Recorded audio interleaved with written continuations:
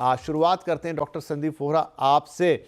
Mental health, जैसा मैंने शुरुआत में ही कहा कि बहुत लोग तो रिकॉग्नाइज ही नहीं करते, जो रिकॉग्नाइज करते हैं वो उस पर बात करना नहीं चाहते, और कुछ लोगों को तो लगता है कि जैसे ही मेंटल वर्ड आया तो मतलब कुछ अपमानजनक है, पागल कह दिया जा रहा है किसी को। मेंटल हेल्थ एक्चुअली में क्या है, अगर हम सरल शब्दों में लोगों को बताना चाहें? देखिए, मेंटल हेल्थ का मतलब है आपका किस तरीके से आपका मानसिक स्वास्थ्य है, किस तरह से आप इंटरैक्ट कर रहे हैं सोसाइटी से, किस तरह से आप अपने आप को अंदर से महसूस कर रहे हैं, किस तरह से जो आपका एम है लाइफ का वो अचीव करने के लिए आप कुछ कर रहे हैं, या किस तरह से आप अपनी फैमिली को सपोर्ट कर रहे हैं।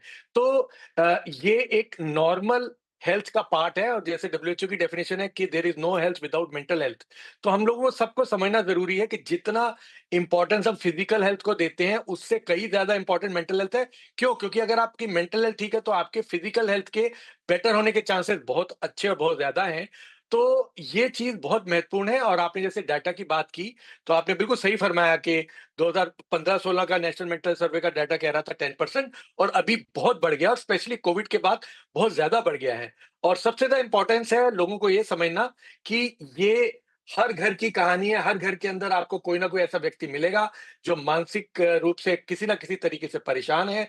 तो या उसको आप स्ट्रेस रिलेटेड डिसऑर्डर कहें या लाइफस्टाइल रिलेटेड इश्यूज कहें, तो ये सबसे महत्वपूर्ण ब्रांच बन चुकी है आज की डेट में।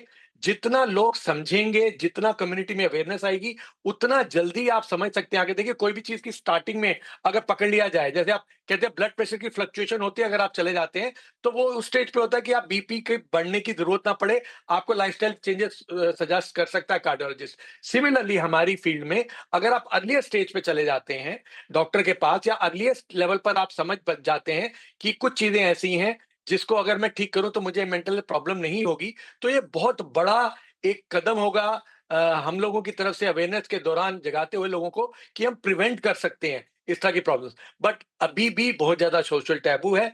ऑफ कोर्स पहले से फर्क पड़ रहा है। और यंगस्टर्स, मैं बहुत ये बात एक बहुत पॉजिटिव तरीके से बताना चाहूंगा कि यंगस्टर्स जो प्रेजेंट हमारी यंगस्टर्स की पॉपुलेशन है वो बहुत वेल अवेयर हो रही है।